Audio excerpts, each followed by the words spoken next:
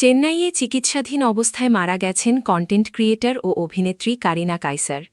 ৩১ বছর বয়সী কন্যাকে হারিয়ে ভেঙে পড়েছেন বাবা কাইসার হামিদ ও মা লোপা কাইসার। রোববার ১৭ মে কারিনার মা লোপা কাইসার সোশ্যাল মিডিয়ায় আবেগঘন একটি পোস্ট দিয়েছেন। তাতে তিনি বলেন, জীবনের অনেক বড় বড় পরীক্ষা হাসিমুখে পার করেছি, কখনো কারো কাছে কিছু চাইনি, কারো অপকার করিনি, সবসময় চেষ্টা করেছি মানুষের উপকার করতে। আজ আমার মেয়েকে ছাড়া জীবনের ভার আমি কিভাবে বয়ে বেড়াবো জানি না। সোমবার রাতে এয়ার অ্যাম্বুলেন্সে ভারতের চেন্নাই নেওয়া হয় কারিনা কাইসারকে। শেষ পর্যন্ত মেয়ের পাশেই ছিলেন তার মা লোপা কাইসার। মেয়ের মরদেহ নিয়ে আজ ঢাকায় ফিরছেন তিনি।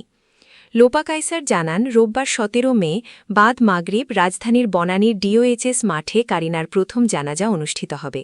এরপর বাদ এশা বনানী দরবার শরীফে দ্বিতীয় জানাজা হবে।